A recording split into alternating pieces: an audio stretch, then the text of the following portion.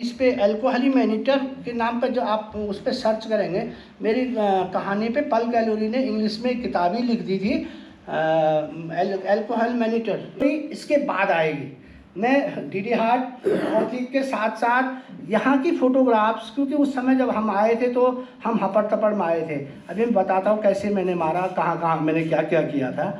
तो उन फोटोग्राफ्सों को, उन परिवारों से मिलने के बाद मेरा अपना यूट्यूब चैनल है लखपत रावत 55, उस पर डालूंगा तो कम से कम लोगों को, लोग बहुत दिन से है कि सब आपने अपना अल्कोहली मैनीटर डाला ही नहीं है। मैंने कहा मेरे पे अभी उसकी वो नहीं, मैं एक बार बना के ले आऊँ फिर तब आपको डालता हूँ। भाई साहब आपका नाम क्या होगा? मेरा नाम देव सिंह पानवानी। अच्छा, और घर गांव आपका?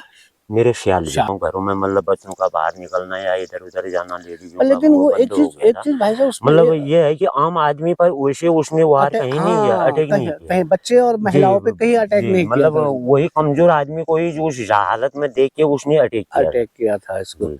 अब वही उस पे उसकी जब हमने इसकी स्टडी की तो हमको बाद में ये पता चला कि ये केवल शराबियों को ही मार रहा था। जी, मतलब वो घटना ही वही आई थी टोटल। हर जगह मतलब ये 10-15 केस हुए थे एरिया में। 16 यहाँ ये केस थल हो गया, घसाड़ हो गया, शिमार हो गया और ये तड़ी गांव हो गया, तुगरोली उधर हो गया, भातड़ हो गया, तुरंगोली हो गया। वहां पे तुगरोली में तो 3 इन घटनाएं हैं। इलाकों में मतलब बहुत ज्यादा हुई थी उसमें। मतलब शिकार भी उसने वही किया था जो आदमी जरा अल्कोहल वाला ये आ रहा था या देर रात से आ रहे थे, मतलब उसी हिसाब से। धीरे धीरे हमें ये पता चला कि ये, क्योंकि जब हम यहाँ भी चल रहे थे ना, तो प्रत्येक जो बैंड थे जो जहाँ से गांव के लिए रास्ते जा रहे थे, वहाँ प्लास्टिक के गिलास और ये बहुत जगह रोडों के किनारे उन पे रखे हुए थे।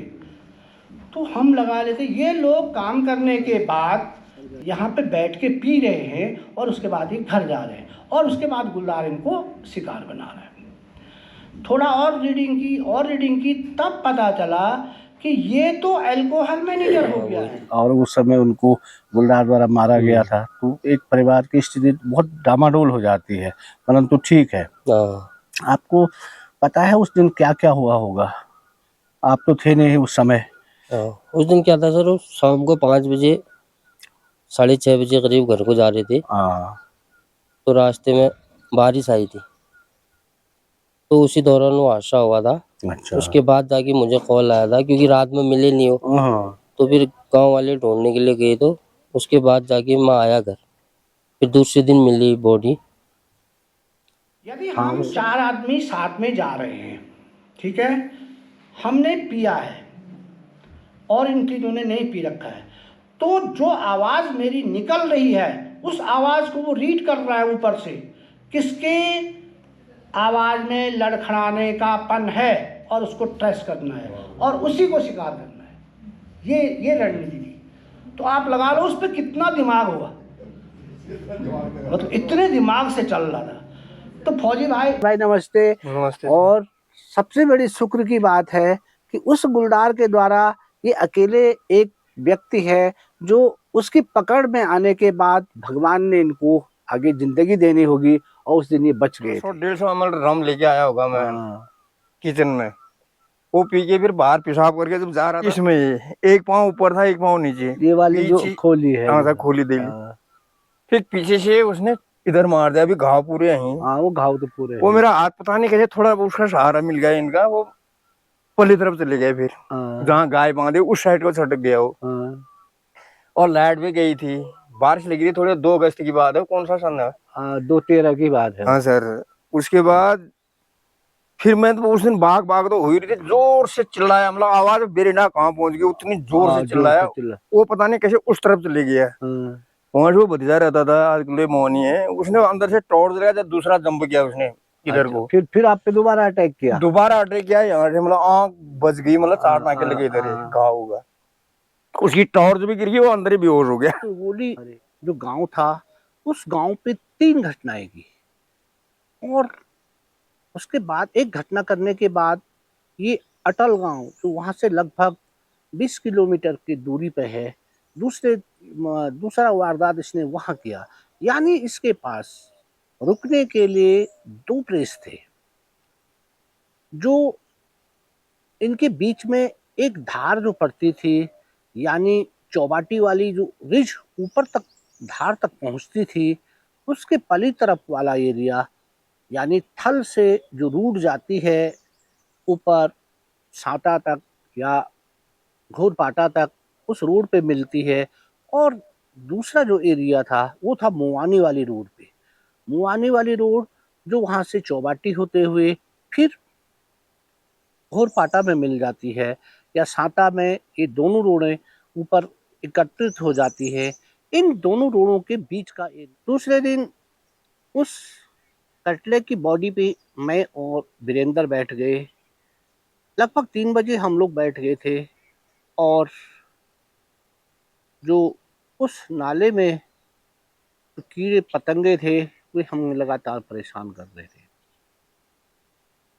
लगभग हमें संभावना थी इस पे फायर के बाद भी, जब कल रात इसने इस कचड़े को खाया है तो लगभग ये आज कल ये 6 बजे आ गया था और लगभग शायद आज 7 या 7:30 बजे पहुंच जाएगा। जुलाई का 9 तारीख का दिन था।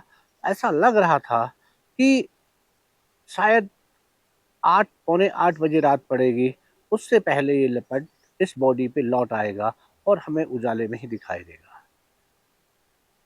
बैठे बैठे लगभग 7 बज गए, फिर 8 बज गए और शाम के बाद 7 बजे बाद उस घाटी में धुंध कोहरा छा गया। कोहरे में अब केवल 5 मीटर तक देखना संभव नहीं हो रहा था। हम लोग कोहरे के छटने का इंतजार और गुलदार के उस 100 पे लौटने का इंतजार कर रहे थे। बैठे बैठे समय का पता नहीं चला, क्योंकि हम लोगों का ध्यान एकदम उस ओर था कि लेपर्ड अभी आया या तभी आया। रात के 10 बज चुके थे और मैंने वीरेंद्र से कहा कि अब शायद ये इस शिकार पे नहीं लौटेगा, और हम लोग वहाँ से उठ के बाहर निकले। सर्च लाइट से जब हमने उस जंगल में रास्ते को देखा तो हमारी लाइटें केवल 5 मीटर पे ही दिखा रही थी और हमें ये पता नहीं चल पा रहा था कि रास्ता कहाँ है। परंतु हमें ये मालूम था कि उस मैदान से हम लोग 250 मीटर नीचे हैं, इसलिए हमने एक खड़ी चढ़ाई जो थी वैसे ही बिना रास्ते के उस चढ़ाई पे हम लोग चढ़ने लगे और उसके बाद हमको मैदान में पहुंचना था। वीरेंद्र आगे से था, सर्च लाइट की रोशनी कर रहा था, परंतु उस सर्च लाइट की रोशनी में बिल्कुल 5 मीटर से भी कम दूरी तक ही वो रोशनी पहुंच रही थी। बाकी कोहरे में वो फैल के सफेद कर दे रही थी। जब हम चढ़ाई पे चढ़ रहे थे धीरे धीरे, तो मुझे ऐसा महसूस हुआ कि शायद हमसे 20-25 मीटर दूर कोई हल्की सी आहट हो रही है। मेरी जेब में छोटा सेल वाला टॉर्च था, जिस पे बल्ब जो था वो पीली लाइट वाला था, यानी हेलोजन टाइप का जो बल्ब होता है वो था। मैंने उस ओर लाइट मारी अपने साइड पीछे की ओर, तो मुझे वहाँ हल्के कोहरे के अंदर 2 आंखें ऐसी लगी कि वे हवा में तैरती हुई ऊपर की ओर जा रही हो। और मैंने फटक से वीरेंद्र से कहा, वीरेंद्र इस ओर पीछे लाइट मारो। और जो वहाँ सर्च लाइट पड़ी तो सर्च लाइट की रोशनी, वैसे भी एलईडी लाइट की रोशनी वाइट थी, इसलिए उस वाइट रोशनी में हमें कुछ नहीं दिखाई दिया। 5 मीटर से आगे जो बड़े बड़े चीड़ के पेड़ थे, बच्चों को लेके अंदर चले जाएंगे।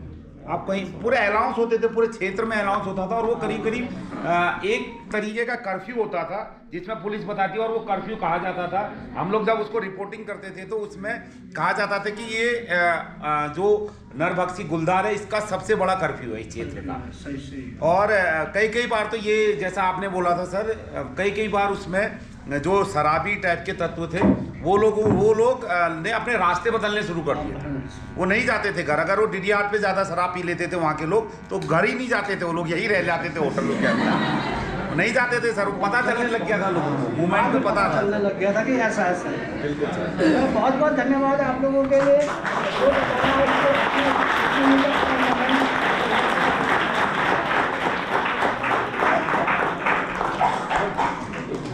हमारे द्वारा इस गुलदार को ललचाने के लिए जो कटड़ा बांधा गया था वो इस पेड़ पे था। उस समय ये ज़मीन थोड़ा और चौड़ी थी और हमारे द्वारा